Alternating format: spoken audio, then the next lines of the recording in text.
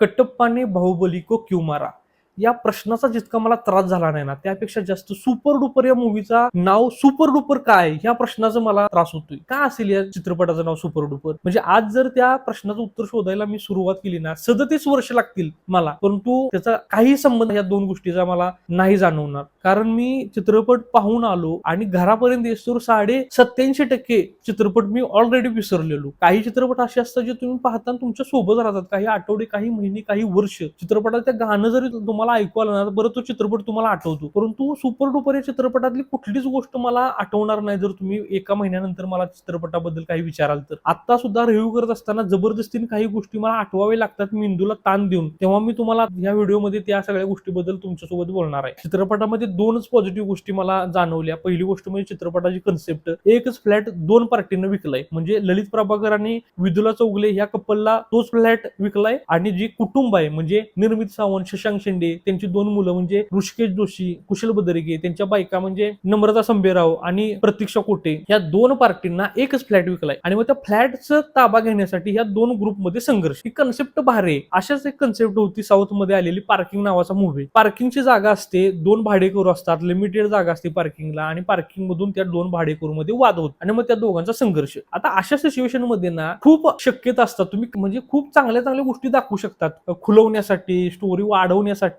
Story interesting बनवण्यासाठी, परंतु super duper मध्ये तसं काय पाहायला भेटतं का? तर नाही. चित्रपटाची स्टोरीच्या रिकाम्या जागा भरून बनवली असं वाटतं. म्हणजे निर्मिती सावंत यांना कास्ट करूया आणि मग निर्मिती सावंत इमोशनल सीन त्यांचा एक असावा म्हणून एक इमोशनल सीन घालूया, मग त्यांचा एक कॉमेडी सीन असावा म्हणून कॉमेडी सीन घालूया, मग ऋषिकेश जोशी मग त्यांचा एक इमोशनल सीन, त्यांचा एक कॉमेडी सीन, मग कोण ललित प्रभाकर मग त्यांचं एक शर्टलेस कुठंतरी सीन घालूया, मग त्यांचा कुठंतरी डान्स सॉन्ग असायला पाहिजे मग तो कुठंतरी घालूया, मग विदुला चौगुले मग ग्लॅमर कुठंतरी घालूया, आणखी मग निर्मिती सावंत झाल्या, आता कुशल बदरगे, हा मग कुशल बदरगे ह्यांचे एक कॉमेडी सीन कुठंतरी घालूया, आता नम्रता संभेराव, हा त्यांची ती स्टाईल आहे ना वेगवेगळ्या पद्धतीने बोलतात वगैरे, असं साडी वगैरे असं पदर वगैरे लावून मग तशी कुठलं तरी एक सीन तसं काहीतरी घालूया. अशा प्रकारे ह्या रिकाम्या जागा भरल्यामुळं जी काही मी तुम्हाला शक्यता सांगितली ना, अशा सिच्युएशन मध्ये खूप साऱ्या शक्यता असतात स्टोरी फुलवायच्या, स्टोरी इंटरेस्टिंग बनवायच्या, परंतु तशी कुठलीही गोष्ट चित्रपटामध्ये चित्रपटा स्टोरीमध्ये मला वाटली नाही. फक्त रिकाम्या जागा भरलेल्या आहेत, त्यामुळं त्या रिकाम्या जागांचा काहीही इम्पॅक्ट होत नाही. म्हणजे जिथं जिथं इमोशनल सीन येतात तिथं ते कनेक्ट होत नाहीत, जिथं तिथं कॉमेडी सीन येतात ते जबरदस्तीचे वाटतात, म्हणून ह्या चित्रपटाचा कोणताही इम्पॅक्ट माझ्यावर तर झाला नाही. आता मी तुम्हाला काही उदाहरणे देतो, मी फक्त बोलून मोकळा होत नाही, त्याची काही उदाहरण देतो. निर्मिती सावंत आणि शशांक शेंडे गॅलरीमध्ये उभे आहेत आणि गावाकडचे काही शॉट दाखवले जातात, म्हणजे गावाकडचं त्यांचं घर, त्यांची शेत, त्यांची बैलजोडी. त्यानंतर कट टू शशांक शेंडे यांच्या चेहऱ्यावर कॅमेरा येतो, त्यांच्या डोळ्यातून पाणी येतंय, मग निर्मिती सावंत शशांक शेंडे दोघं एकमेकांच्या समोर आहेत, मग त्यांच्या संभाषणातून त्यांची बॅक स्टोरी समजते. कसं रिलेट करू सांगा आम्ही मग तुमच्या स्टोरीशी. दुसरं उदाहरण देतो, कुशल बद्रिगे आणि त्यांची बायको, ते दोघ जण एकमेकांच्या समोर आहेत, त्यांच्या संभाषणातून त्यांची बॅक स्टोरी समजते, त्यांचं कुटुंबातलं स्थान वगैरे वगैरे वगैरे वगैरे. कसं रिलेट करणार सांगा. आता तिसरं उदाहरण तुम्हाला सांगतो, ऋषिकेश जोशी आणि शशांक शेंडे बाप लेकांची जोडी. तिथं एक सीन आहे ज्यामध्ये तिथं देखील त्यांच्या संभाषणातूनच त्यांची बॅक स्टोरी आणि त्यांच्यातलं जी काही पूर्वी काही गोष्टी घडलेल्या त्या सांगितल्या जातात. आता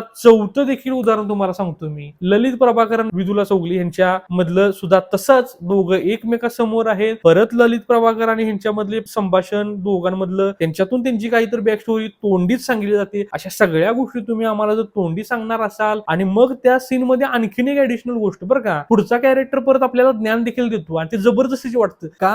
मराठी प्रेक्षकांना ज्ञान द्यायचं असतं प्रत्येक वेळी, जबरदस्तीचं ज्ञान देऊ नका. तिघा चित्रपट काही दिवसापूर्वी रिलीज झाला, त्यामध्ये सुद्धा खूप मोठा संदेश दिलाय, किंवा आणखीन काही चित्रपट आले या मागे चांगले मराठी चित्रपट आले, त्यामध्ये देखील काही चांगले संदेश दिलेत, परंतु ते जबरदस्तीचे वाटत नाहीत. परंतु हे जे काही तुम्हाला 4 उदाहरणं दिलीत ना, तिथं तुम्हाला जबरदस्तीचे संदेश दिले सारखे वाटतात. ते बॅक स्टोरी एकतर तोंडी सांगणं, त्यामुळे ते आपल्याला कनेक्ट होत नाहीत आणि मग पुढचा कॅरेक्टर आपल्याला जबरदस्तीचं ज्ञान देतो, काहीतरी संदेश देतो, ते खरंच नाही बघवत. अशा प्रकारे या चित्रपटाची स्टोरी असल्यामुळं इमोशनल कनेक्ट होत नाही. आता चित्रपटाच्या डिरेक्शन बद्दल बद्दल बोलूया. डिरेक्शन खरंच खूप मिडिओकर आहे. मला नाही वाटलं या डिरेक्शन मध्ये काही इम्प्रेसिव्ह गोष्ट. चित्रपटामध्ये एक गाणं येतं जिथं एका लहान बाळाला त्याचा आजोबा अंगाई गाऊन झोपवायचा प्रयत्न करतोय. ते गाणं मला खरंच खूप आवडलं. खरंच खूप छान गाणं आहे. कदाचित मी ते गाणं लूपवर ऐकेल, परंतु इतर जी काही गाणी चित्रपटातली ती मात्र मी कदाचित पुन्हा कधी ऐकणार नाही. ललित प्रभाकर, विदुला चौगुले आणि इतर सगळे जे काही कलाकार आहेत त्यांनी ऍक्टिंग चांगली करण्याचा प्रयत्न केलाय, परंतु चांगली ऍक्टिंग करण्यासाठी त्यांना जास्त काही वावच नाही, कारण चित्रपटाची स्टोरी, चित्रपटाचा स्क्रीन प्ले नाही चांगला. मला तो अजिबातच इम्प्रेसिव्ह वाटला नाही. खूप सारे लूप होल्स आहेत. खूप सारे कॅरेक्टर चित्रपटातल्या वेगवेगळ्या टप्प्यावर असे निर्णय घेतात, जे निर्णय तुम्हाला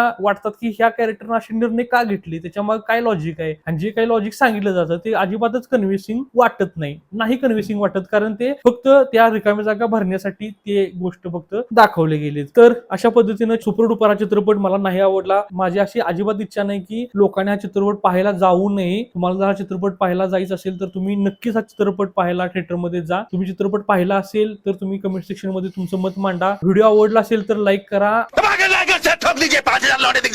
मी इथं संपतो. आपण पुन्हा एकदा एका नवीन व्हिडिओ, एका नवीन मूवीवर चर्चा करण्यासाठी नक्कीच भेटू. तोपर्यंत मी सुदर्शन जाधव तुमची रजा घेतो. धन्यवाद.